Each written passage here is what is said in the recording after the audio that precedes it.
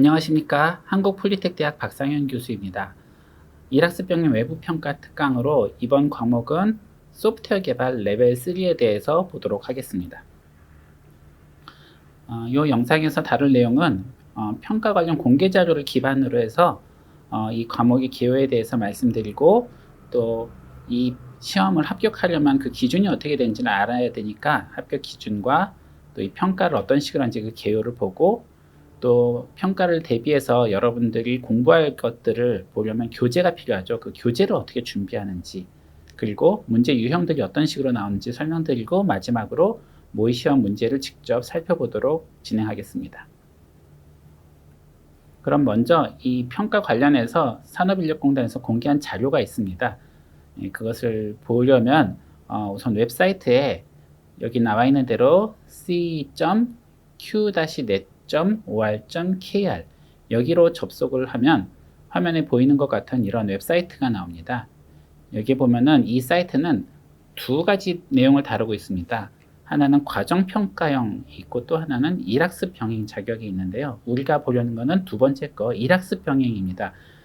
그 두 개 혼동하지 마시고 일학습 병행 자료실에 가보시면은 그 공개 문제 자료실이라는 게 있습니다.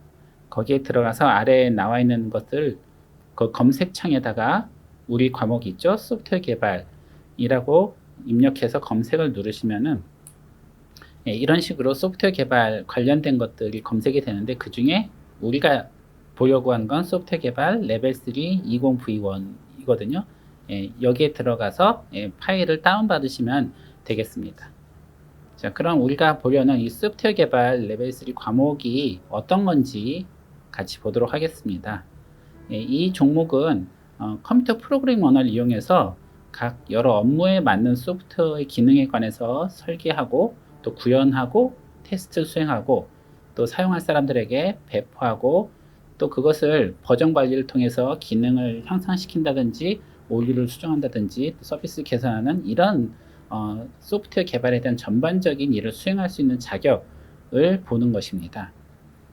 그 밑에 보면 필수 능력 단위라고 표가 하나 있는데요. 이것이 국가 직무 능력 표준이라고 하는 NCS의 영역에서 필요한 몇 가지 항목들을 골라 놓은 것입니다. 여기 보면은 그 대분류는 정보통신의, 중분류 정보기술의, 소분류 정보기술 개발의, 세분류 세 가지 세분류를 보고, 그 밑에 능력 단위가 7개가 있습니다. 지금 이걸 기억하실 필요까지는 없는데, 이 내용들 능력 단위 7개 영역에 대해서 이 사람이 정말 잘 아는지를 평가하기 위해서 세 가지 방법으로 평가합니다. 지필과 작업과 면접, 이 세 가지 방법으로 시험을 보게 됩니다. 그러면 합격 기준이 어떻게 되는지 보도록 하겠습니다. 앞서서 본 표의 맨 오른쪽 부분만 따로 떼어놨습니다. 그 필수 능력 단위가 7개가 있죠. 그 7개 각각에 대해서 거기에 합격 기준이라 써놓은 걸 보면은 필수 능력 단위에 70% 이상 패스해야 되는데요. 70%라면은 여기 표를 보시면 7개지 않습니까? 그러니까 7개 중에 5개 이상을 패스하면 합격이 됩니다. 그럼 패스의 기준은 뭐냐? 그 각각 능력 단위별로 100점 만점으로 봤을 때 그 중에 60점만 넘으면 패스예요. 그러니까 이 7개 중에 5개 과목만 60점 이상을 넘어주시면 전체 패스가 되는 겁니다. 자, 그럼 이 평가를 어떤 식으로 하는지 전반적으로 살펴보도록 하겠습니다. 먼저 그 지필평가, 작업평가, 면접평가 이렇게 세 가지 평가가 있다고 했는데요. 앞서서 봤던 그 7개 영역을 평가 유형별로 다시 정리한 것이 지금 보고 계시는 표입니다. 그래서 지필평가 같은 경우는 세 가지 능력 단위, 여기 응용 소프트웨어 기초기술 활용과 그다음에 애플리케이션 테스트 수행, 그다음에 UI 테스트, 이렇게 세 개의 영역을 30분 동안 필기시험으로 보게 됩니다. 그 다음에 작업평가는 3시간이 주어지는데 능력 단위 중에 SQL 활용, 또 프로그래밍 언어 활용, 화면 구현, 이 세 가지를 잘 하는지 작업으로서 평가를 하는 건데요. 그래서 그것을 이제 연습해서 준비해서 실제로 그 제한 시간 안에 주어진 과제를 수행해서 감독자에게 평가를 받으시면 되고, 마지막 세 번째 면접평가는 한 15분 정도라고 시험 시간 나와 있는데 생각보다는 더 빨리 끝날 겁니다. 그래서 여기 나온 세 가지 영역, 어플리케이션 배포, 어플리케이션 테스트 수행, UI 테스트, 이 영역에 대해서 면접 보시는 그 분에게 질문을 합니다. 그럼 그 질문을 듣고 답변하고 이런 식으로 면접을 통해서 평가를 하는 이런 방식으로 진행이 됩니다. 그러면은 시험을 대비해서 교재를 준비해야 되는데요. 이 각각의 능력 단위들은 NCS라고 하는 국가직무능력 표준 그 자료를 보는 겁니다. 그래서 NCS 사이트에 접속해야 됩니다. NCS 사이트는 거기 주소창에 ncs.go.kr에 접속하면 화면에 나오는 것 같은 이런 웹사이트가 나오는데요. 거기서 우리가 공부하려고 하는 영역이 이 대분류, 중분류, 소분류, 세분류 여기 나온 코드대로 그 사이트에다가 NCS 학습 모듈 검색 거기에 가서 그 대분류, 중분류, 소분류 따라서 찾아 들어가면은 자료를 찾을 수가 있고요. 지금 보면 이렇게 분야별 검색 방법도 있지만은 제가 권하는 방법은 그거 말고 요 옆에 보면은 코드 검색이라는 게 또 있어요. 그러면은 그 코드는 뭐냐면은 그 대분류, 중분류, 소분류 각각 번호로 되어 있잖아요. 그 번호를 여기에 직접 입력을 하면은 정확하게 빨리 찾을 수 있습니다. 그래서 20, 01, 02, 02, 16 이런 식으로 해서 검색 누르면은 원하는 게 보통 나오는데요.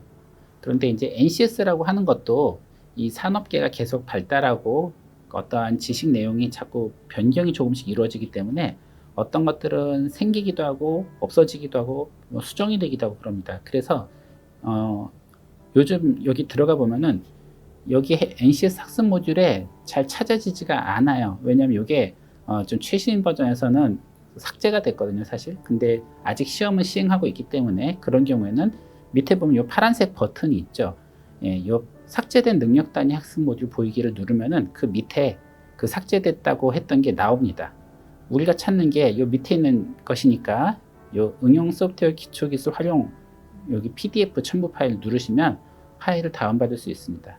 이런 식으로 해서 이 7개의 능력 단위를 하나하나 다 PDF로 이렇게 받아서 그것을 뭐 모니터로 보든지 화면 종이로 인쇄해서 보든지 이렇게 준비를 하시면 됩니다. 자, 그러면은 문제 유형을 보도록 하겠습니다. 먼저 지필 평가를 보면은 필기 시험이죠.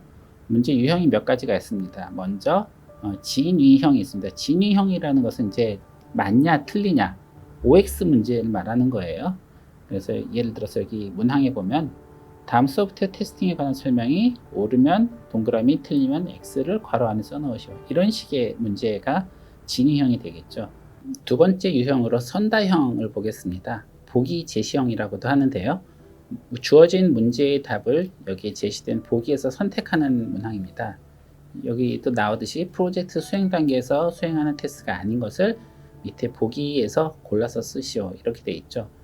이게 몇 개를 고르라고 구체적으로 제시되지 않으면 풀이하시는 분이 스스로 판단해서 모두 맞다고 생각되는 것을 전부 골라서 쓰시면 됩니다. 그 다음에 연결형이 있습니다. 맞는 것끼리 줄 긋는 것이죠. 여기도 가, 나, 다 3개와 오른쪽에 있는 A, B, C 3개가 어떻게 매칭되는지 판단해서 선을 그어서 이어주면 됩니다. 그 다음에 순수 단답형, 말 그대로 주관식인데 한두 단어 정도로 답변하시는 간단한 주관식 문제를 말합니다.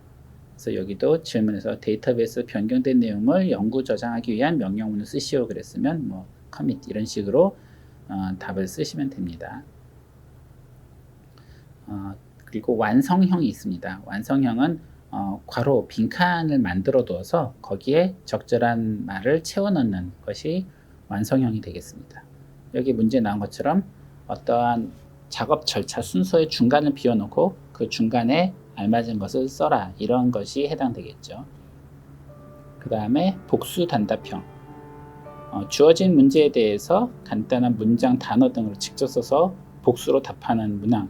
그러니까 단답형이긴 한데 답이 한 개가 아니고 2개 이상 여러 개죠. 여기 예문 보면 시스템 결함의 종류 2가지만 쓰시오 그랬는데 그러니까 시스템 결함 종류가 여러 가지 있는데 그 중에 2가지만 쓰라 이런 것이죠. 이러한 유형이 복수 단답형이 되겠습니다. 그 다음에 이제 작업 평가에 대해서 보도록 하겠습니다. 우선은 그 3가지 과제가 주어집니다.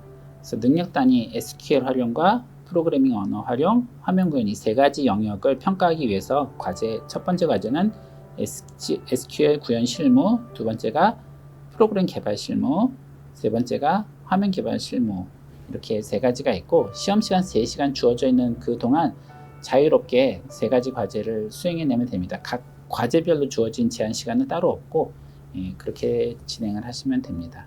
그래서 이것은 연습을 좀 해갖고 와야 잘 할 수 있습니다.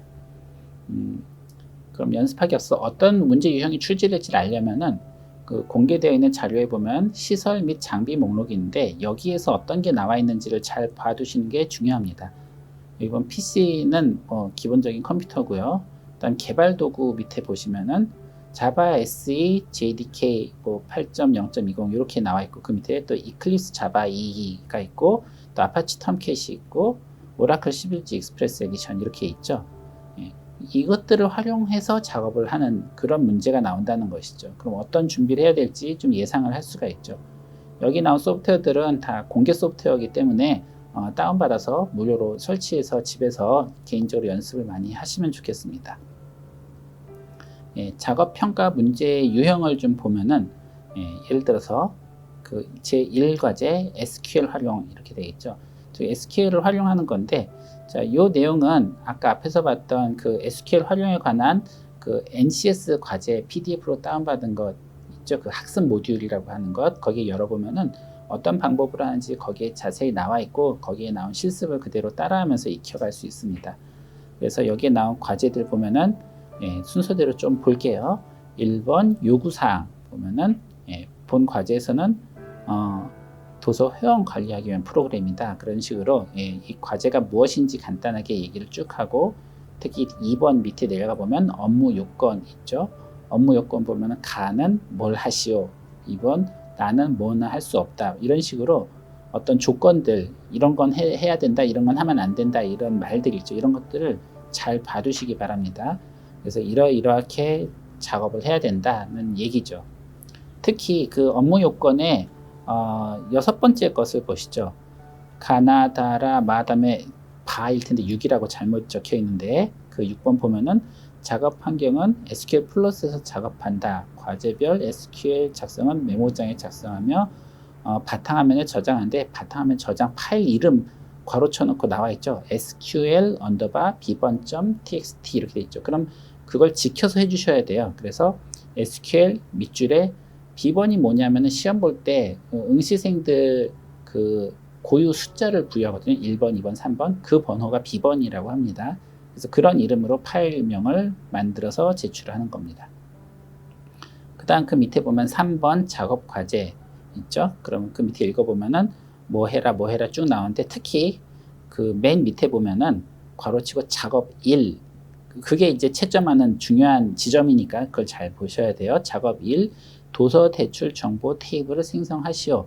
요거를 해야 되는 게 작업 1이란 말이죠. 그 작업 1을 해내고 그 다음에 오른쪽으로 넘어와서 메뉴에 작업 2 도서 정보 테이블을 생성하시오.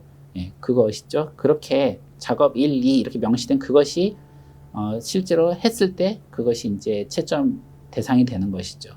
물론 이제 작업을 할 때는 앞서서 읽어봤던 그런 업무 요건들을 잘 맞춰서 정확하게 해야 만점을 받을 수 있습니다.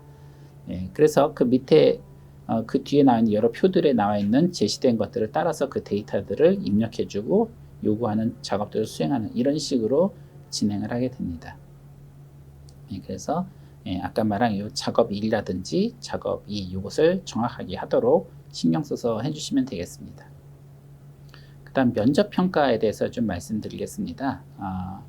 우선은 이제 해당 분야의 상식을 질문하는 형식들이 있습니다. 예를 들어서 소프트웨어 테스트의 능력에 대해 설명하시오. 그랬는데 이것은 소프트웨어 테스트로서 필요한 어떤 능력이 어떤 게 있을까 이런 것들을 물론 우리 교재를 보면서 그것을 달달 외워와서 말할 수도 있겠지만 사실 면접 때 그렇게 하기가 쉽지는 않아요.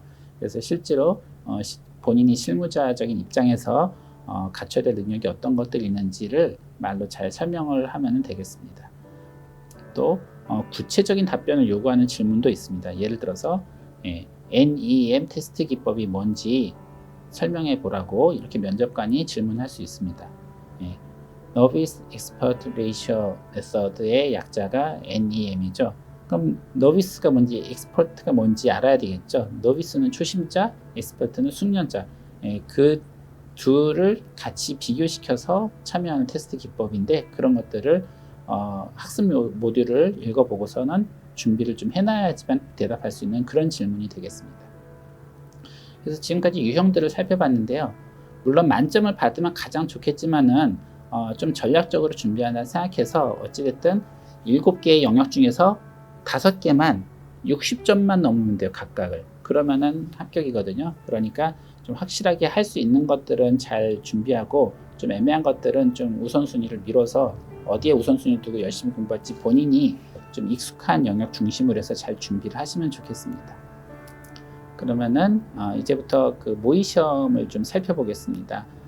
지필고사를 먼저 좀 볼 텐데요. 지필 평가는 능력 단위가 3가지가 있었죠. 응용 소프트웨어 기초 기술 활용, 그 다음에 애플리케이션 테스트 수행, 그 다음에 UI 테스트. 이 3가지 과목에 대해서 아까 NCS 사이트에서 다운받은 그 PDF 파일 학습 모듈을 보면서 공부를 하셔야 돼요. 그런데 이제 출제 경향은 너무 구석에 있는 잘 보기 어려운 지엽적인 문제는 좀 지양을 하는 편이거든요. 그래서 주로 이제 중요하고 큼직한 것들, 서론에서 설명하는 것들이나 좀 제목들 위주, 또 중요한 어떤 단어들 위주로 좀 기억을 해두시면은 그렇게 더 공부를 준비하는 좋은 전략이 됩니다. 자, 그러면은 먼저 OX 하나 보겠습니다. 클라우드의 PaaS는 운영체제가 이미 구성되어 있는 상태에서 사용자는 데이터 애플리케이션만 직접 관리할 수 있는 서비스다. 이게 맞냐 틀리냐 그거죠. 사실 그 밑에 정답 해설을 같이 보면은 동그라미가 정답인데, 학습 모듈 그 밑에 나와 있는 대로 응용 소프트웨어 기초기술 활용 17페이지에 나와 있는 건데, IaaS가 있고 PaaS가 있고 SaaS가 있고 이런 것들이 있습니다. 그 중에서 PaaS가 플랫폼 애저 서비스이고, 운영체제가 이미 구성되어 있는 상태에서 사용자는 데이터 애플리케이션만 직접 관리하는 그런 서비스를 말하는 거죠. 근데 이제 물론 이제 공부를 아주 열심히 준비한 사람은 자신 있게 대답할 수 있겠지만, 실전에서 이게 잘 생각이 안 날 때는 이 단어들을 좀 많이 의미를 생각해 보면 좋을 것 같아요. 즉 플랫폼 애저 서비스가 뭘까? 그 위에 있는 IaaS는 인프라스트럭처 애저 서비스죠. 그래서 인프라스트럭처가 서비스로서 제공되는 거고, PS는 플랫폼이 서비스로서 제공되는 거고, 그 다음에 세 번째는 소프트웨어 애저 서비스, 소프트웨어가 서비스로서 제공되는 그 각각의 의미를 어느 정도 생각을 해두면 이런 문제를 맞닥뜨렸을 때 좀 정답을 맞출 확률이 높아지겠죠. 그렇게 좀 전략적으로 생각하면서 공부를 하시면 좋겠습니다. 자, 두 번째 문제도 보면은 데이터베이스 관리 시스템의 특징에 해당되는 것을 보기에서 골라 쓰시오 그랬죠. 데이터베이스 관리 시스템에서 보기 보면 데이터 무결성, 유일성, 보안성, 다양성 이 4가지 중에서 뭐가 맞을까? 정답은 데이터 무결성과 데이터 보안성이에요. 반대로 생각하면 유일성이나 다양성은 답이 아니라는 거죠. 그러니까 유일성이랑 데이터는 하나만 있어야 된다 이건데, 사실 데이터는 얼마든지 복제를 하는 게 당연히 DB에서 제공되는 기능이잖아요. 또 다양성 역시, 다양성이 거기서는 이제 똑같은 데이터가 이상하게 변형된 게 여러 가지 있을 수 있다, 그런 말이 되니까 그거는 말이 좀 안 되는 거죠. 그렇게 이 상식적으로 생각해 볼 때 모순이 되는 것들을 배제해 가면서 답을 찾아보면 좋겠습니다. 물론 그 밑에 보시면은 NCS 학습 모듈의 25페이지에 이 내용이 나와 있긴 해요. 그래서 그것을 잘 내용을 의미를 이해 못하고 그냥 무조건 들들들 외워가지고 준비할 수도 있겠지만, 그거는 별로 좋은 방법 같지는 않고요. 여기 보면은 예를 들어 데이터 무결성, 또 일관성, 회복성, 보안성, 효율성 이렇게 5가지를 여기서 설명하고 있는데, 이런 것들에 대해서 데이터베이스의 특징으로서 그 개념을 좀 본인이 이해하고 있으면 이런 유형의 질문을 좀 답하기가 쉬울 것 같습니다. 네, 또 그 다음 문제 보겠습니다. 다음 괄호 안에 알맞은 용어를 쓰시오. 채워넣기네요. 네트워크 프로토콜은 컴퓨터나 원거리 통신 장비 사이에서 메시지를 주고받는 양식과 규칙의 체계이죠. 그래서 네트워크 프로토콜의 특징이 여러 가지가 있어요. 그래서 단편화, 제조일, 연결지어, 오류지어, 다중화. 이 단어들의 의미가 뭔지를 좀 각각 이해를 하면은 빈칸에 뭐가 들어가는 게 적절할지 이런 것들도 좀 생각해 볼 수 있는데, 사실 비교적 방금 나왔던 문제들보다 사실 이건 난이도가 좀 높은 문제에 해당되긴 하죠. 정답 보면 캡슐화, 동기화, 주소 지정인데 이 세 개가 정확하게 생각이 나지 않을 수 있잖아요. 그러니까 사실 이건 좀 난이도가 높은 문제예요. 이런 것도 물론 맞추면 그만큼 합격에 도달하기 쉬워지겠지만, 아까 말한 대로 한 과목에서 60점을 넘으면 되니까 뭐 모르게 나왔다 해도 너무 당황하지 마시고 최대한 생각해서 비슷하게 답을 쓰면은 부분 점수라도 받을 수 있으니까 그렇게 노력을 하시면 좋겠습니다. 그래서 캡슐화가 뭐죠? 그 밑에 설명이 나와 있는 것처럼 상위 계층의 데이터에 각종 정보를 추가해서 하위 계층으로 보내는 것. 이 계층에 대한 개념도 알아야 되겠죠. OSI 7레이어라는 개념이 있죠. 1계층, 2계층, 3계층. 그래서 데이터를 하위 계층을 내려보내기 위해서 캡슐 씌워서 내려보내는 그런 것들이죠. 여기서 말하는 게. 그 다음 동기화라는 거는 송신과 수신 측이 사인을 주고받는 거죠. 언제 보낸다, 다 보냈다 이런 것들이 맞아야지 되잖아요. 그런 게 동기화죠. 그 다음에 주소 지정. 예를 들어서 3계층에서는 IP를 쓰잖아요. IP 주소가 있어야지 어디로 데이터가 갈지 나오겠죠. 그런 주소 지정. 이런 것이 네트워크 프로토콜에서 가지고 있어야 될 필수적인 특징이죠. 이런 개념을 좀 가지고 시험을 준비하시면 좋겠습니다. 네, 다음 문제 보겠습니다. 역시 여기도 OX 퀴즈네요.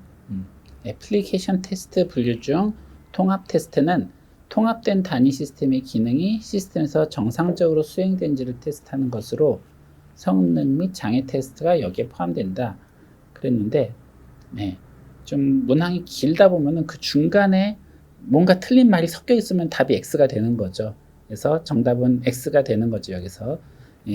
그래서 통합 테스트가 뭔지 그 밑에 이제 설명도 나와 있는데, 해설을 보면은 모듈 사이 인터페이스, 통합된 컴포넌트 간의 상호작용을 테스트하는 것으로 하나의 프로세스가 완성된 경우 부분적으로 통합 테스트 수행하는 경우도 있다 그랬죠.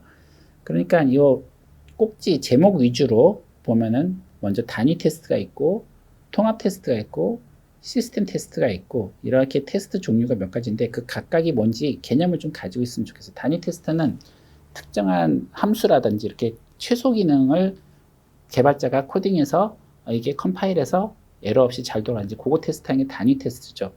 두 번째로 통합 테스트는 지금 여기 질문에서 나온 게 통합 테스트죠. 통합 테스트는 이 단위 테스트한 것들을 몇 개를 묶어서 연계해서 동작이 잘 되나 그걸 테스트하는 게 통합 테스트죠. 그죠? 그 다음에 세 번째로 시스템 테스트는 이 통합된 단위 시스템 기능이 시스템, 즉 하드웨어에 올렸을 때도 정상적으로 잘 수행되는지 테스트하는 것이죠. 그러니까 이 문제 질문에서는 시스템 테스트를 물어보는 질문이 통합 테스트가 여기에 해당되냐고 말한 거니까 정답이 X가 되겠습니다. 그 밖에 또 다른 테스트가 있죠. 인수 테스트. 인수라는 거는 제품을 받는 게 인수죠. 그러니까 이것은 개발자 입장이 아니라 그 제품을 쓰려는 그쪽이 이걸 인수받기 전에 테스트를 해보는 거죠. 이게 우리가 원하는 대로 잘 만들어졌는지 그런 것들을 실제 업무에 적용하기 전에 테스트하는 게 인수 테스트죠. 그 밖에도 PAS나 SAS도 학습 모듈에 언급하고 있는데, 자, 여기서는 방금 살펴본 대로 통합 테스트가 여기 해당되냐? 그런데 그렇지 않으니까 답이 X가 되겠습니다. 또 그 다음 문제 보겠습니다. 다음에 제시된 항목 중 테스트 단계를 지원하는 도구 중 테스트 통제 활동에 사용하는 도구를 보기에서 골라 쓰시오. 그러니까 테스트 통제 활동이 뭔지를 생각해 볼까요? 그 밑에 보면 해설에 보면은 테스트 통제 활동에는 형상 관리, 테스트 관리 이런 것들이 결함 추적 관리 세 가지가 여기 학습 모듈에 나와 있습니다. 이 형상 관리라는 말이 좀 익숙하지 않을 수도 있는데 컨피규레이션이라는 말을 사실은 더 많이 쓰죠. 컨피규레이션 뭐 환경 설정이라는 말도 쓰고 그러는데 어쨌든 테스트 수행에 필요한 어떠한 요건들 이런 것들을 말하는 거죠. 그것을 우리나라 말로 형상이라고 굳이 번역을 했는데 그런 형상 관리라든지 또 테스트 관리, 전반적인 테스트 계획과 활동에 관해서 관리하고 또 결함 추적 관리, 그래서 발생한 결함들이 어떤 것들이 있는지 또 그것들을 어떻게 개선해 나가는지 이런 것들에 대해서 관리하는 것을 말하죠. 이게 테스트 통제 활동이라는 거죠. 이런 꼭지들 위주로 기억을 해두고 계시면은 이 보기에서 골라낼 수 있죠. 형상 관리, 테스트 관리, 결함 추적 관리. 그러니까 이를테면은 테스트 통제 활동에 사용되지 않는 게 어떤 것들인지를 좀 배제해 가면서 문제를 풀어보는 것도 좋을 것 같아요. 예를 들어서 보면 성능 테스트라든지 테스트 케이스 생성이라든지 테스트 자동화라든지 이런 게 테스트 통제 활동하고는 좀 거리가 있는 거겠구나, 이런 식으로 제거해 나가면서 풀어도 좋겠죠. 이러한 보기 문제가 사실 난이도가 좀 높은 거예요. 왜냐하면은 뭐 3개를 골라라 이런 식으로 좀 명시를 해주면 좀 더 풀기 쉬울 텐데 그런 말이 없잖아요. 그러니까 이게 좀 어려운데, 물론 완벽하게 맞으면 만점이지만 좀 틀린 부분이 약간 있어도 부분 점수를 받을 수 있으니까 포기하지 말고 최대한 아는 대로 답을 해주시기 바랍니다. 또 그 다음 문제 보겠습니다. 괄호 안에 알맞은 용어를 쓰라고 되어 있죠. 그래서 테스트 목적은 정보 시스템 개발 중에 프로그램의 기능의 뭐뭐뭐 및 완전성을 검증하고 예사항 처리 적절성, UI 및 개발 표준 준수 여부를 확인하여 시스템 품질 확보하기 위함이다. 답은 정확성인데요. 자, 이런 게 사실 은근히 맞추기 어려울 수 있을 것 같아요. 근데 정확성이라는 3글자를 정확히 안 쓰더라도 유사하게 쓰면은 점수를 받을 수 있으니까 포기하지 말고 이러한 문제를 대할 때 여기 뭐가 들어간 게 그래도 합리적일까, 이런 쪽으로 자꾸 생각을 해보세요. 물론 그 학습 모듈을 잘 읽어보고 온 사람은 그래도 정답에 가깝게 쓸 수 있거든요. 그러니까 준비를 철저히 해주시면 좋겠어요. 그 밑에 해설을 보면은 테스트 목적은 정보 시스템 개발 중에 프로그램의 기능의 정확성 및 완전성을 검증하는 거다, 이렇게 언급되어 있죠. 그래서 정확성이 답이긴 해요. 자, 그 다음 문제 볼까요? UI의 사용성을 검증하기 위해 사용하는 적합한 테스트 기법을 3가지 기술하시오 했죠. UI의 사용성 검증, 즉 유저 인터페이스를 사용하는데 검증하기 위해서 적합한 테스트 기법이 뭐뭐가 있나, 이것도 학습 모듈에 나와 있는 것인데 이 제목들 위주로 잘 기억을 해 두시면 좋겠어요. 정답이 휴리스틱 평가, 그 다음 페이퍼 프로토타입 평가, 그 다음에 선호도 평가, 성능 평가, 이렇게 4가지 중에서 3가지를 쓰면 만점이 되는 거죠. 그래서 특히 이렇게 독특한 이름들은 좀 잘 기억해 두시면 좋겠어요. 휴리스틱 평가 이런 거 독특하잖아요. 휴리스틱이란 말이 원래는 좀 약간 그냥 우리가 쉽게 생각할 수 있는 말로 번역을 하지만 통밥이란 뜻이에요. 대충 어림잡아 때려 맞추는 것을 휴리스틱이라고 그러거든요.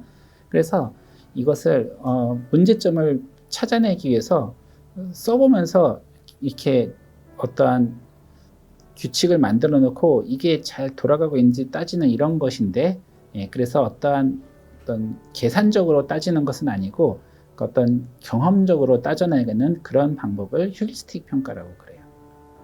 그 다음 페이퍼 프로토타입 평가. 그래서 이것은 이제 컴퓨터나 이런 걸로가 아니라 종이에다가 끄적거려 가면서 이거 자유롭게 의견을 교환해 가면서 이런 것은 이렇게 기능을 넣으면 좋겠다, 이건 이게 잘못됐다, 이런 식으로 하는 것을 페이퍼 프로토타입 평가라고 하죠. 그 다음에 선호도 평가. 그래서 실제로 쓰려는 사람이 이거 쓰기에 마음에 든다, 이런 건 좀 바꿨으면 좋겠다, 이러한 것을, 그러한 사람의 취향을 선호도라고 말하죠. 프리퍼런스라는 말이. 그래서 그러한 선호도를 예측하는 평가고, 그 다음 성능 평가.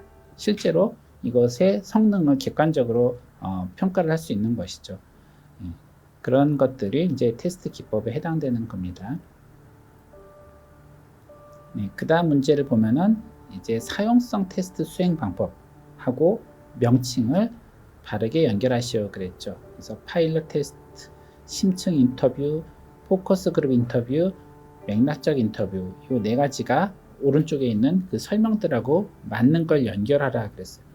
이 문제는 다가 A고 나가 B, 다가 C, 나가 D 이렇게 됩니다. 그래서 그 학습 모듈에 읽어보면은 나오는 내용이긴 한데요. 파일럿 테스트는 그 앞에 A에 설명 나와 있는 대로 컴퓨터 프로그램 등 이런 최신 기술을 개발했을 때 실제 상황을 실현하기 전에 소규모로 시험 작동해 보는 거죠. 그래서 파일럿이란 말이 원래는 뭐 비행기 조종사라는 뜻도 있지만은 초기 테스트하는 걸 파일럿 테스트라고 하죠. 그 다음에 심층 인터뷰는 한 명의 응답자 1대1 면접으로 소비자의 심리를 파악하는 주소법이에요. 그래서 그 한 사람 써본 사람을 대상으로 써봤을 때 어땠는지 이런 것들을 면접을 통해서 들어보는 것이죠. 다음 포커스 그룹 인터뷰는 표적 시장, 즉 실제로 사용하려는 예상되는 그 소비자 그룹을 일정한 기준을 가지고 몇 명을 선발해서 특정한 장소에 모여서 이 평가를 직접 토의하듯이 진행해 나가는 것이죠. 그게 포커스 그룹 인터뷰고, 맥락적 인터뷰는 서비스 과정 가운데 특정 상황에서 이루어지는 거예요. 그래서 프로그램을 쓰다가 특정한 어떠한 부분에 대해서, 그래서 인터뷰 대상자에 대한 통찰과 서비스를 둘러싼 사회적, 물리적 환경을 이야기한 방법이다 그랬는데, 그런 식으로 소프트웨어 전체가 아니라 특정한 부분을 확인해보고 그런 것들이 사용자하고 교감을 통해서 문제점들을 파악해 나가는 것이죠. 다음 문제 보겠습니다. 여러 가지 추상적인 컨셉들 사이의 관계를 보여준 다이어그램이며 다양한 아이디어들을 간편하게 시각화해 표현할 수 있는 유용한 방법으로 아이디어를 잘 전달하는 것뿐만 아니라 생각의 과정을 효율적으로 이끌어낼 수 있는 기법에 해당하는 것을 보기에서 골라 쓰시오 그랬는데, 질문의 유형을 보니까 보기가 4가지 나왔지만 이것은 하나만 정답이 될 것 같은 질문이죠. 그죠? 설명을 쭉 길게 늘어놓고 여기에 해당되는 게 뭐냐 이런 것이죠. 정답은 컨셉 모델인데, 문항을 다시 읽어보면 첫 번째 줄에 여러 가지 추상적인 컨셉들 사이의 관계를 보여준 다이어그램이다 그랬죠. 그러면 이거는 컨셉 모델이겠구나 라고 좀 짐작을 해줄 수 있을 것 같습니다.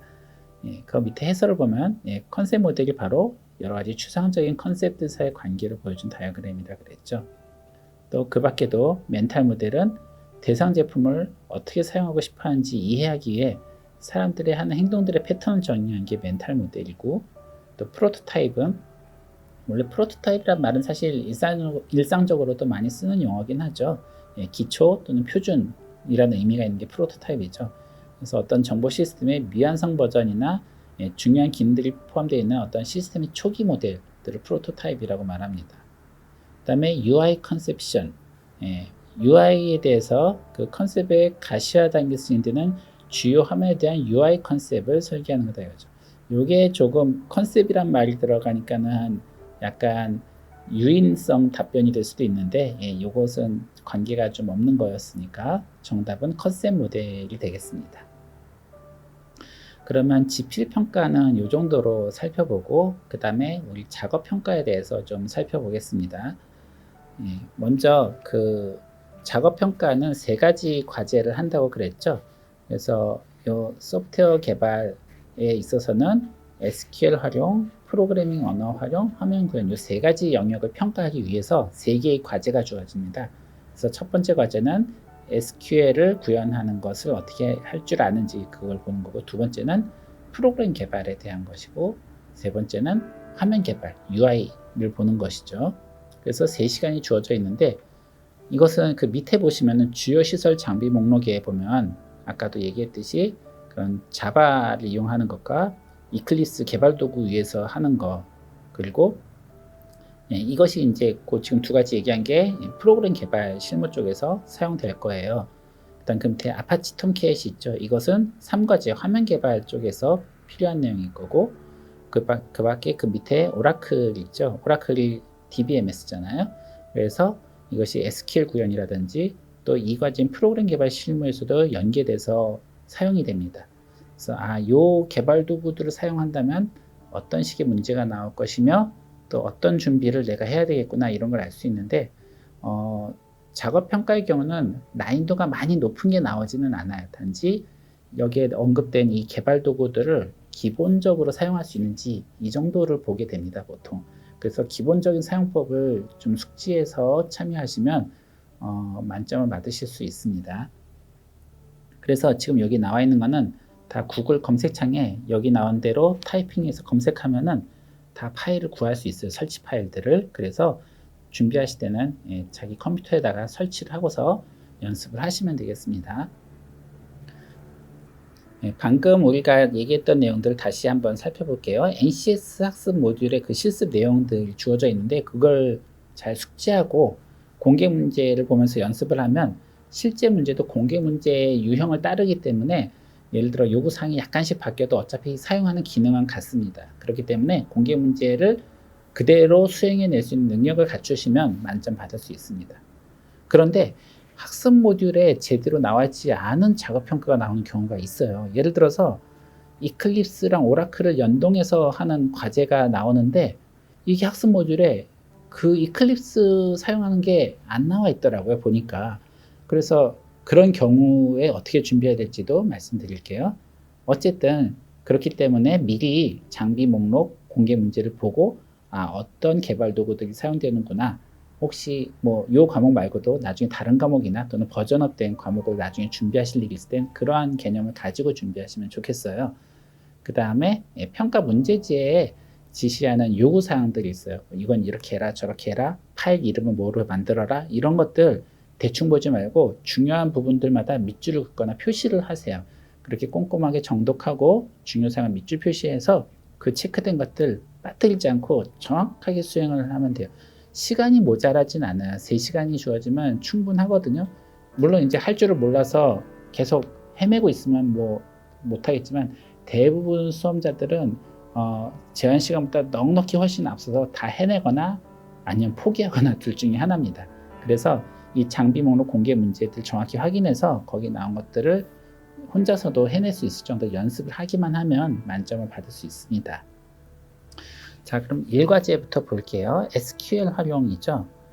본 과제에서는 도서원 관리하기 위한 프로그램입니다. 그래서 도서 대출 예약 및 예약 조회, 예약 변경, 예약 취소 뭐 이런 것들이 이제 그 프로그램의 내용인데 SQL이라는 건 그 데이터베이스를 구축하고 조회하고 이런 것들이죠. 그럼 여기서 이제 도서 정보 조회, 일자별 예약 리스트 조회 이런 것들을 하는 게 여기서 주어지는 요구 사항이 되겠어요.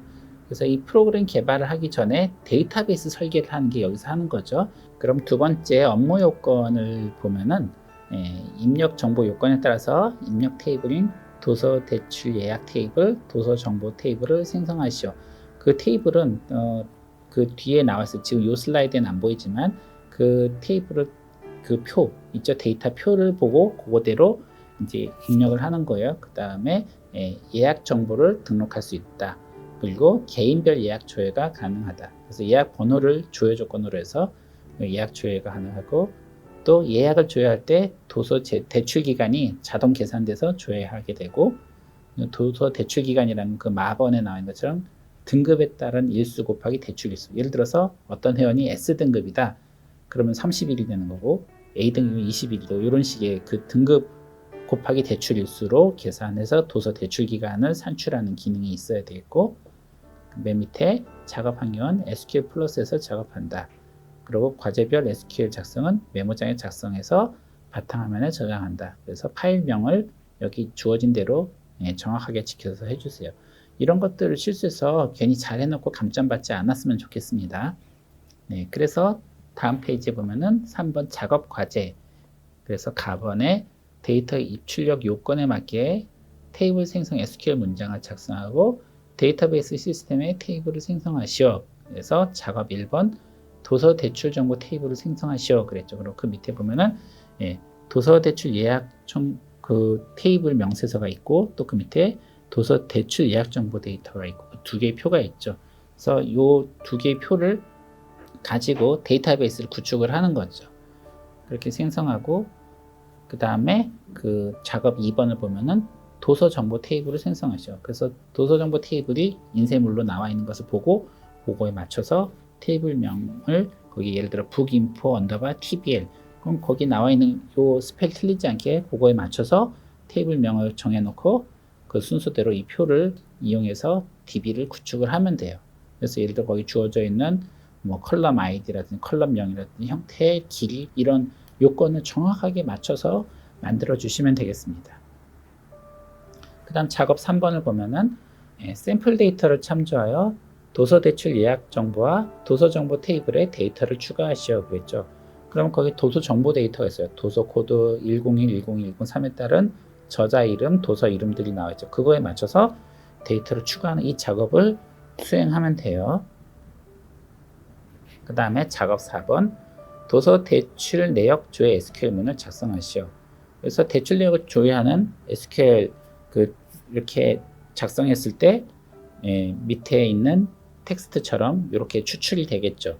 그래서 대출번호, 대출자, 도서명, 대출 반납일이 이런 식으로 쭉 나오게끔 이렇게 수행을 하고, 그 다음에 시스템 분석 도서의 반납 여부를 확인하는 조회를 작성하죠. 그러면은 시스템 분석 도서를 반납했는지 안 했는지를 조회하는 그런 작업을 진행하면 되는 거거든요. 그래서 이 작업이 1번부터 5번까지가 사실 순서대로 하게 되어 있어요. 그래서 앞에 것을 못하면 뒤에 걸 하기가 좀 어려운 것이죠. 그래서 앞에서부터 차근차근 하나씩 해나가야 되는 거고, 감독자가 요구하면 그 중간중간 단계마다 해냈다고 보여드려도 되고, 또는 감독자가 그냥 작업 5번까지 다 한 다음에 한꺼번에 보여주세요, 그럴 수도 있거든요. 어쨌든 감독관의 지시에 따라서 그 작업을 중간중간에 검사를 받을지 다 하고 받을지 그 지시를 따라서 하면 되겠습니다. 그래서 지금 1과제 같은 경우는 학습 모듈에 다 나와 있어서 그걸 보고 하면 되는데, 이 2과제는 그 아까 말한 그 이클립스 오라클 연동이 학습 모듈에 잘 안 나와 있어요. 그래서 이것을 어떻게 해야 될지도 좀 보도록 하겠습니다. 첫 번째로 과제 개요부터 보도록 하겠습니다. 본 과제는 회원 관리를 위한 프로그램인데, 회원 목록 조회 프로그램을 작성하시오 그랬죠. 그래서 프로그램 개발을 위해서 개발 환경을 확인하고 필요한 설정을 수행하시오 그랬습니다. 자, 여기서 그 이클립스랑 오라클을 연계해서 사용해야 되는데, 우선 그 밑에 업무 요건을 읽어보면은 입력 정보 요건에 따라 입력 테이블인 회원 테이블을 생성하시오. 그리고 회원 테이블 샘플 데이터를 참조하여 생성하시오. 그 밑에 보면은 회원 테이블 샘플 데이터가 있죠. 그 인쇄물을 보고 그거대로 테이블 작성하는 건 아까 과제 1번에서 했던 SQL 과제 수행하듯이 입력을 하면 돼요. 그래서 회원 정보 명세서를 따라서 커스텀 언더바 01이라는 테이블 이름으로 작성을 하면 됩니다. 또 회원 정보 샘플 데이터가 있죠. 요걸 가지고 쭉 입력을 하면 돼요. 이제 그 다음에 보면은 화면 구성 요건에 맞게 프로그램을 작성하시오. 그래서 회원 목록 조회 프로그램을 실행시키면 회원 정보 목록이 조회된다 그랬죠. 그래서 이것은 자바 프로그램이에요. 보면은 그죠? 그래서 회원 목록 조회 프로그램을 실행하면 그 데이터베이스에 있는 이 회원 목록이 쭉 이렇게 화면으로 출력되는 이런 프로그램을 만들으라는 거죠.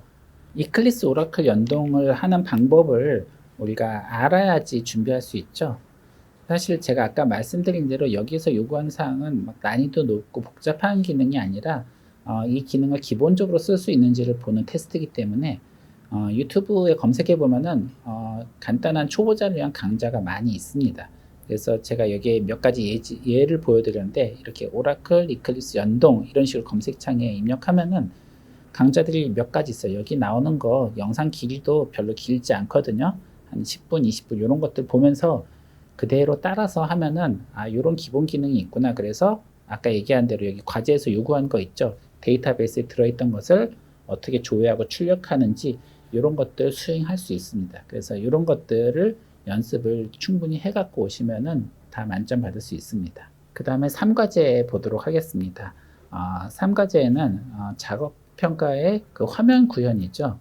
그래서 화면 구현 UI 테스트를 하는 건데, 이것은 HTML을 다룰 줄 아느냐를 보는 내용이에요. 그래서 요구사항 나온 것처럼 본 과제에서는 수목원을 소개하는 프로그램이다. 화면 구성 요건에 맞게 수목원 소개 HTML 폼으로 화면 구성하시오. 화면에 있는 이미지는 컴퓨터에 저장되어 있는 아무 이미지나 써도 좋다. 그거죠.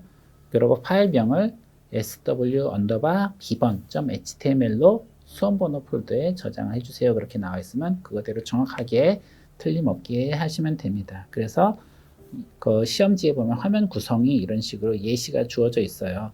그 중간에 있는 사진은 아무거나 쓰면 된다 그랬죠. 그리고 위에 보면 메뉴가 있죠. 수목원 소개, 방문 안내, 관람 안내, 개인 단체 체험, 고객센터 공지사항. 요 메뉴 나오게 하고 밑에 방문 안내 페이지가 있죠. 그래서 이용 요금, 교통 안내, 관람 유의사항 이렇게 글씨 크기, 글씨체, 또 안에 박스에다 넣는 것들, 이런 구현들을 HTML로 잘 나타내게끔 하면 되겠습니다. 그래서 이런 것들도 그 UI 관련돼서 그 학습 모듈을 보면은 그 방법이 나와 있으니까 그걸 보고 그대로 하면 되고, 아까 얘기한 대로 학습 모듈에 잘 안 나와 있거나 또는 학습 모듈에 나와 있긴 해도 그것만 읽어서 좀 잘 이해가 안 되면 요즘은 유튜브에 좋은 강좌가 많이 올라와 있으니까 그걸 보면서 여기서 요구하는 사항이 그렇게 어렵거나 복잡한 걸 요구하지 않거든요. 이 기본적인 구현만 할 줄 알면은 만점을 받을 수 있습니다.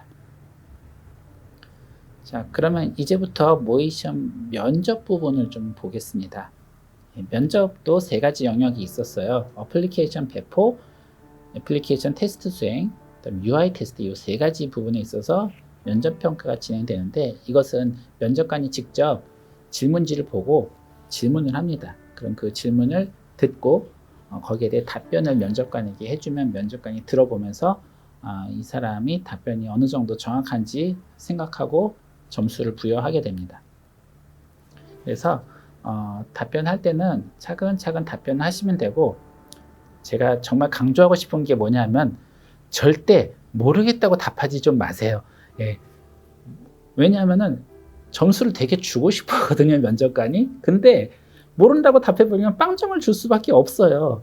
그러니까 뭐 비슷해도 좋고 약간 엉터리 같아도 좋으니까 정말 자신의 생각을 좀 쥐어짜내서 그럴듯하게 좀 말을 지어내서 해보세요. 그러면 부분 점수라도 받을 수 있거든요. 그러니까 절대로 모른다라고 답하지만은 마시고 잘 몰라도 상식선에서 최대한 성의껏 답변을 해주세요. 그러면 부분 점수 받을 수 있고 아까 얘기한 대로 60점만 넘으면 합격이거든요. 질문이 한 개가 아니고 질문이 2개 이상 나오니까 그런 식으로 대응을 하면 통과를 할 수 있을 겁니다. 그래서 절대 모르겠다고 하지 마십시오. 자, 그럼 첫 번째 문제부터 볼게요. 애플리케이션 배포 시 운영 환경의 특징에 대해서 2가지 이상 설명하시오 그랬습니다. 그래서 정답은 네트워크 관점, 계정 관리 부분, 보안 취약점 부분 이런 것들이 정답이 되겠는데 그래서 설명을 하라고 그랬잖아요. 그 밑에 해설을 보면 보겠지만 네트워크 관점에 대해서 쭉 말이 나왔죠. 운영 환경은 일반적으로 인터넷망과 분리되어 직접적 연결을 허용하지 않는 그러한 어떤 폐쇄망을 운영 환경이라고 한다면 별도의 내부망을 구성하고 방화벽을 통해서 인가된 IP를 통해서만 접근을 허용하고 그래서 기업의 운영 환경이나 서버에 접근하기 위해서 사전에 방화벽 허용 신청을 통해서 배포 서버의 IP가 접근 가능하도록 설정돼야 한다. 이렇게 글을 읽으면 이게 무슨 말인지 이해가 되시면 자기가 소화한 말로 하는 게 가장 좋습니다. 뭐 모르는 분이 이걸 달달달 그냥 외워서 그냥 말로 하려고 하면 이게 굉장히 사실 어렵거든요. 그래서 이게 무슨 말이냐면은 보통 기업체에서는 그 우리가 그냥 가정에서 쓰듯이 아무나 접속할 수 있게끔 쓰지 않고 그 사내 전용 망을 쓰는 경우가 많거든요. 근데 그럴 때 소프트웨어 배포하는 것을 그냥 자유롭게 할 수 있는 게 아니고 그 방화벽이 막아서고 있기 때문에 그 소프트웨어를 배포하는 그 서버가 그 방화벽에서 접속을 허용하도록 열어주는 것들 이런 것들이 그 문항 질문의 내용 즉 애플리케이션 배포할 때 네트워크 관점에서 해결해야 되는 거다 이거죠. 즉 방화벽에 배포 서버가 접근 가능하게 해줘야 된다 그거죠. 두 번째 계정 관리 부분을 또 읽어보면은 기업의 운영 환경은 접근 계정을 별도 IP 관리 시스템을 통해서 관리하고 있으며 정부의 보안관리 기준에 따라서 정기적으로 패스워드 변경하는 형태로 관리된다. 그러므로 애플리케이션 배포 전에 운영 서버에 접근 가능한 계정, 프로토콜, 접근 디렉토리를 정해서 신청해야 되고 아이디 패스워드가 소스 코드 또는 빌드 스크립트 상에 하드 코딩 되지 않도록 주의해야 된다. 그랬는데 자 다시 말해서 그 계정이 있어야지 시스템에 접속할 수 있잖아요. 그러니까 배포하는 계정도 있을 텐데 그 계정에 대해서도 그게 접근 가능하도록 준비를 해둬야 된다는 말이죠. 또 곧 주기적으로 패스워드도 바뀌어야 되고 그래서 또 어떻게 접근할지 접근 디렉토리를 정하고 이런 것들도 특히 중요한 게 패스워드 같은 게 미리 그 하드하게 코딩이 되어 있으면 안 된다는 거죠. 그런 것들도 신경 써야 되고 이런 것들이 계정 관리 부분에서 신경 써야 될 거다 이거죠. 그 다음에 보안 취약점 부분에 대해서 해킹을 말하는 거죠. 해킹 위협이 증가되니까 여러 보안 취약점 점검을 주기적으로 수행하고 보안 취약점을 보완하죠. 애플리케이션 운영 배포할 때도 이런 보안 취약점 문제가 있어요. 트로이 목마라는 말 들어봤나요? 보통 정상적인 소프트웨어인 줄 알았는데 배포되는 사이에 해커가 뭔가 심어놓은 악성 코드나 이런 것들이 같이 들어와 버리는 거란 말이죠. 그런 것들이 문제되기 때문에 그런 보안 취약점 부분 어떤 것들인지 잘 살펴보면서 해야 되죠. 그리고 예를 들어서 보통은 잘 막아놨는데 애플리케이션 배포를 위해서 어떤 특정한 데를 열어두었는데 마침 해커가 계속 거기에 주시하고 있다가 여기 열렸네, 나도 글로 들어가야지 하고 접속을 할 수도 있고 그렇죠. 예, 그런 것들을 주의해야 된다는 겁니다. 자, 또 다른 문제를 보면은 애플리케이션 배포 유형 중 통합 빌드에 대하여 적용 상황과 수행 절차 관점에서 설명하시오 그랬죠. 자, 거기 보면은 이제 통합 빌드라는 키워드가 있죠. 그 밑에 해설을 보면은 긴급 적용, 일반 적용, 통합 빌드 이렇게 세 가지 구분인데 그 중에 세 번째 통합 빌드에 대해서 물어본 거예요. 그래서 이 통합 빌드는 어떤 상황에서 적용해야 되느냐, 즉 주기적으로 전체 개발 내역을 확인하고 점검하는 경우에 통합 빌드를 한다는 거죠.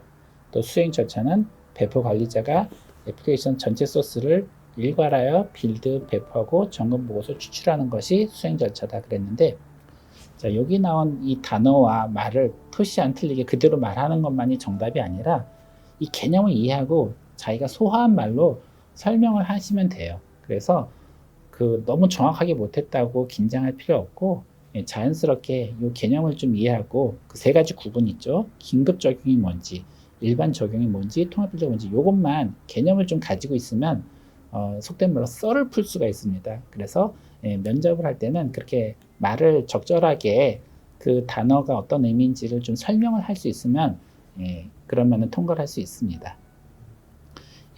또 그 다음 보겠습니다. 애플리케이션 운영 환경을 전환, 즉 이관하는 순서 및 방법에 대해서 설명하시오 그랬습니다.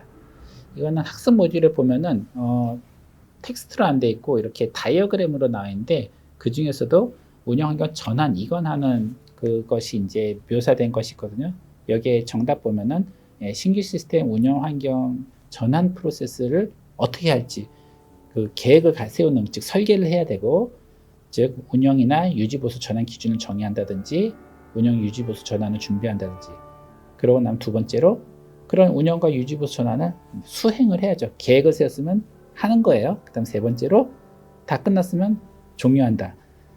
이 말을 뜯어서 읽어보니까 사실 별거 아니죠. 운영하고 전환을 어떻게 하지, 계획 세우고 수행하고 그걸 종료한다 이거잖아요. 그러니까 이게 면접 때는 뭔가 거창한 답을 해야 될 것 같지만 사실 어떻게 보면 너무 간단한 말이죠. 그죠? 그래서 그런 개념을 가지고 말을 설명을 해내면 됩니다.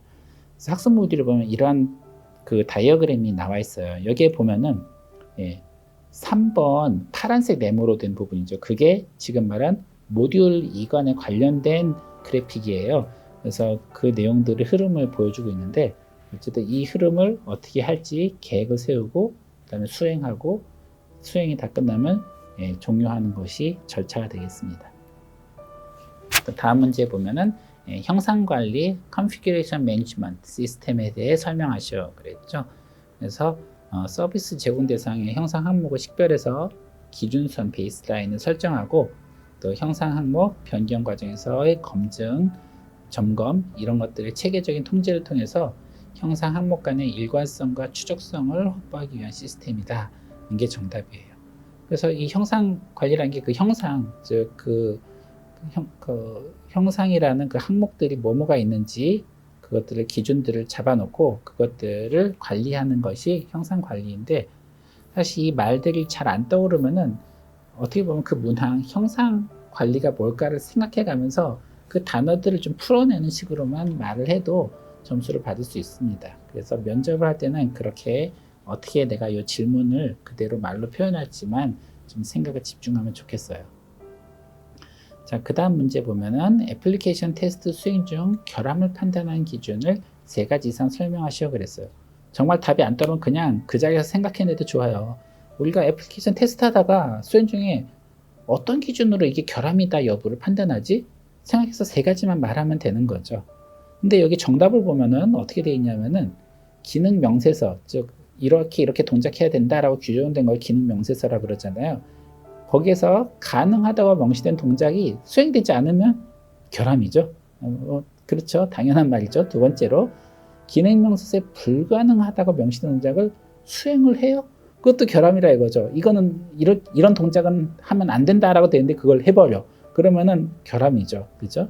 또 세 번째로 기능 명세에 명시되어 있지 않은 동작을 수행하는 경우, 설명서에 나와 있지 않은 이상한 동작을 해버리는 거예요. 그것도 결함이 되겠고, 또 기능 명세에 명시되어 있지는 굳이는 않지만 그냥 일반 사람들이 생각할 때 이런 동작은 당연히 해야 되는 동작인데 안 되네, 이런 것도 결함이고, 또 다섯 번째로 개발자는 잘 모르겠는데 테스터의 관점에서 봤을 때는 이런 건 좀 문제가 있네 라고 생각되는 경우도 결함이라고 할 수 있죠. 지금 5가지가 해설에 나왔는데 이 중에 3가지 이상 설명하라 그랬는데, 사실 답을 할 때는 이 5가지 중에 3개를 맞춰야 되는 게 아니라 어떤 상식적으로 봤을 때 이 질문 내용, 즉 테스트 수행지 결함이라고 생각되는 거 3가지를 적절하게 말을 하면 점수 받을 수 있어요.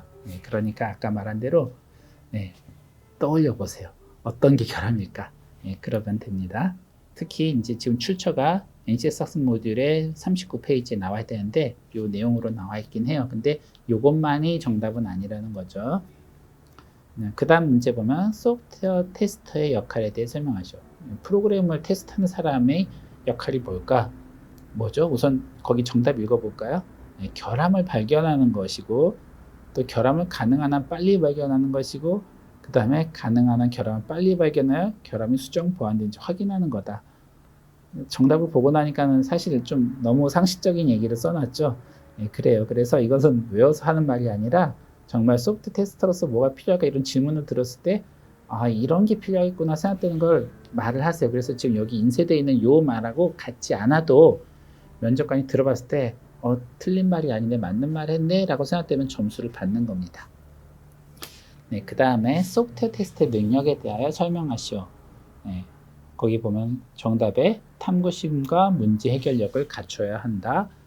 때로는 창의력을 발휘하여 결함을 찾기 위해 새로운 접근법도 사용해야 된다. 또 완벽함을 추구하지만 가능한 한도에선 적당한 수준의 완벽성을 추구한다. 또 테스터는 항상 나쁜 소식을 전하는 사람이니까 개발자의 그들의 작품에 결함이 있다고 말하려고 할 때 재치, 능숙함, 그리고 설득력이 필요하다. 이런 말을 했는데, 자, 이게 수학 공식처럼 예를 들어서 1 더하기 1은 2다 이러한 어떤 진리가 아니잖아요. 그죠? 우리가 약간 상식적으로 생각할 때 할 수 있는 답변들을 여기서 예로 든 거죠. 그러니까 여기서 말하는 이 4가지 외에도 소프트 테스터로서 가져야 될 능력이 뭐라고 생각되는지 여러분이 생각되는 것을 자연스럽게 얘기하면 통과가 됩니다. 또 그 다음 문항도 보죠. 소프트웨어 인스펙션을 해야 하는 비즈니스적인 이유를 3가지 이상 설명하시오. 소프트웨어 인스펙션, 관찰하는 거죠. 그래서 비즈니스적인 이유는 여기에 7가지나 나와 있는데 그 중에 3가지 이상 설명하라 그랬죠. 예를 들면 결함을 빨리 찾을수록 수정 비용이 적게 들겠고, 또 인스펙션 데이터를 통해서 업무에 집중할 수 있고, 인스펙션으로 교차 교육이 도움이 되고, 또 제품의 리엔지니어링이 가능한 영역을 식별할 수도 있고, 또 소프트웨어 개발하고 유지하는데 적은 비용이 들고, 또 스케줄에 긍정적인 효과를 주고, 또 품질을 향상시키고, 그래서 그 밑에 또 해설도 나와 있죠. 소프트웨어 인스펙션을 해야 하는 비즈니스적인 이유에 대해서 이 7가지 중에서 아는 내용을 순서 구분 없이 설명할 수 있는지를 확인한다 그랬죠. 이것은 이제 요 인쇄물은 사실은 면접관이 보고 진행하는 거긴 하거든요. 그래서 이게 요런 기준대로 응시자가 잘 얘기하는지 판단을 하는 도움이 되는 인쇄물인데, 자, 그렇지만 실제로 실전에서는 면접관이 꼭 이 7개 중에 3개를 말해야 되는 게 아니라 여기에 나와 있지는 않더라도 상식적으로 생각할 때 맞는 말이라 생각되면 점수를 줍니다. 그러니까 포기하지 말고 잘 얘기를 하세요. 이제 한 몇 문제 안 남았습니다. 조금만 더 볼게요. 사용성 테스트 평가 중에 페이퍼 프로토타입 평가에 대해 설명하시오. 아까 페이퍼 프로토타입은 그 지필 평가 우리 모의고사에도 나왔던 얘기죠. 프로토타입의 가장 빠른 방법이고, 제품의 전반적인 컨셉과 흐름을 잘 보여주고, 또 보는 사람들이 최종 제품에 대한 기대를 갖지 않고 더 자유롭게 의견을 개진하면서 발전시킬 수 있는 그런 평가 방법이다 이거죠. 그래서 실제 출시 제품의 디자인을 미리 경험해보고 수정 보완하고, 또 종이 위에다가 제품과 시스템 계략도를 그리고 또 페이지에 번호 설명 붙이고 사용자 디자이너가 실제 형태를 테스트하며 진행하는 이렇게 종이에다 끄적거려 가면서 진행하는 이런 게 페이퍼 프로토타입 평가예요. 그래서 그런 내용으로 말을 진행하시면 됩니다. 네, 그 다음에 사용성 테스트 평가 중에 휴리스틱, 휴리스틱인데 오타는 휴리스틱이라 되어 있네요. 평가의 장단점에 대해 설명하시죠. 그래서 장점은 다른 테스트에 비해서 상대적으로 비용이 적게 소모되고 짧은 시간 내에 시스템 중요한 문제점들 발견이 가능하고 프로젝트 수행 과정 전반의 테스트가 가능하고 초기에 문제점 발견 가능하고 단점은 그 어림잡아서 하는 평가이기 때문에 구체적이고 계량적인 평가 자료는 만들기 어렵고 또 사용성 전문가 실제 시스템 사용자가 시스템 바라보는 시각이 다를 수 있다 이거죠. 개발하는 쪽이나 전문가가 보는 거랑 일반 실제 쓰는 사람이랑 또 그 다음에 그 사용성 전문가의 능력에 따라 평가 결과가 달라질 수도 있고 그래서 이런 전문가의 역량에 따라서 영향이 많이 달라지는 좀 정성적인 평가가 되는 거기 때문에 그런 게 단점입니다. 그 다음에 NEM 테스트 기법, Novice Expert Ratio Method에 대해서 설명하시오 그랬죠. 그래서 그 NEM이 뭔지는 좀 개념을 갖고 알고 있어야 됩니다. 그래서 Novice 초심자하고 Expert 숙련자하고 그 테스트 사용성 테스트 같이 참여해서 그들이 느끼는 문제점들 비교해서 그 사용성 테스트하는 기법이 NEM 테스트 기법이에요. 그래서 이 키워드 너비스랑 익스퍼트 같이 들어가서 그 비율로 본다는 요 개념을 가지고 있으면 되겠습니다. 지금까지 일학습 병행 외부 평가 소프트웨어 개발 레벨 3에 대해서 살펴봤습니다. 요약을 좀 하자면 지필 평가는 학습 모듈을 잘 보고 준비하시고 작업 평가는 그 학습 모듈의 실습 내용이나 또 그 개발 도구들이 어떤 것들이 쓰이는지를 잘 확인해서 여러 강의 자료들을 보고 기본적인 기능을 수행할 수 있도록 해내시면 되고 면접 평가는 질문을 받았을 때 절대 모른다고 하지 말고 상식선에서라도 거기 질문에 대해서 말을 잘 만들어내서 답변을 하면 좋은 점수를 받을 수 있습니다. 지금까지 수고하셨습니다.